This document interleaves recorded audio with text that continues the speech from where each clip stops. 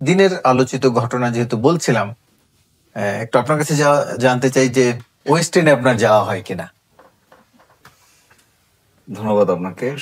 শুভেচ্ছা না, আমার সমালোচক। একটু জানি যেটি আমরা দেখলাম খোঁজ নিয়ে যে আজকে আমাদের খোঁজ নিয়ে যেটি দেখলাম যে ওয়েস্ট এন্ডে ব্রেকফাস্ট করতে 4,000 টাকার মতো লাগে, রাতের খাবার খেতে 8,000 টাকার মতো লাগে। খুব একটা কঠিন নিশ্চয়ই নয়। একটু জানতে চাই যে আসলে জনাব আসিফ মাহমুদকে ঘিরে এত সমালোচনা একটার পর একটা কেন? এর আগে তার বাবার ঠিকাদারি লাইসেন্স, এরপরে হত্যার অভিযোগ, তার এপিএস এর দুর্নীতি, সম্প্রতি আবার চাঁদার সাথে সংশ্লিষ্ট। একটার পর একটা সমালোচনা তাকে পিছু ছাড়ছে না, নাকি সেই সমালোচনার পিছু পিছু থাকছেন আসলে? ধন্যবাদ আপনাকে। শুভেচ্ছা আমার সমালোচক সহ দর্শক শ্রোতা যারা শুনছেন সবাইকে শুভেচ্ছা জানাচ্ছি। আসলে আলোচনা অথবা সমালোচনা আসলে আসিফ মাহমুদ সজীব ভাইকে ছাড়ছে না।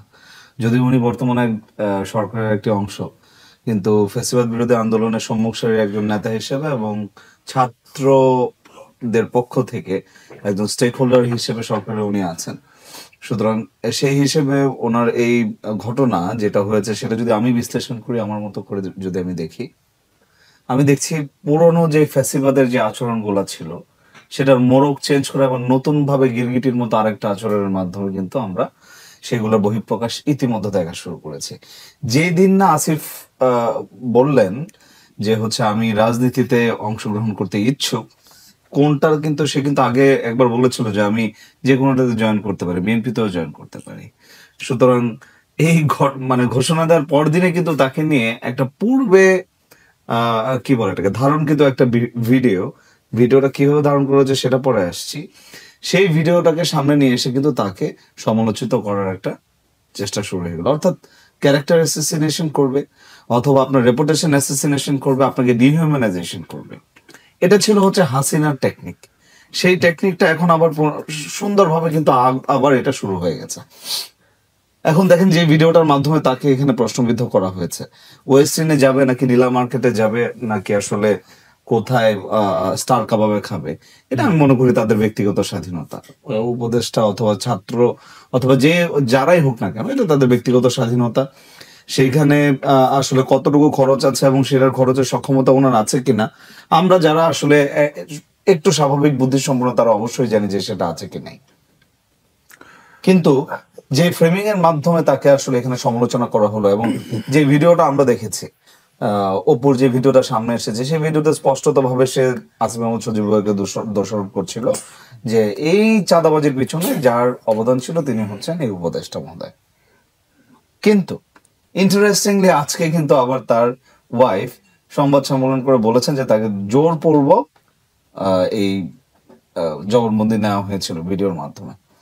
আমরা যে বাসাতে সে গিয়েছিল সেই বাসার ছবি, সেটার আসবাবপত্রের ছবি, ইভেন জনাব ইশরাক সাহেবের সাথে যেই ছবি ছিল সবগুলো যদি পর্যালোচনা করা হয়, যদি ভিডিও মেসেঞ্জারে যে কল ছিল সেটা যদি ফেকও হয়ে থাকে, বাকি যে সিটিং এর ছবিগুলো ছিল সবগুলো ছিল ইশরাক সাহেবের বাসার ছবি।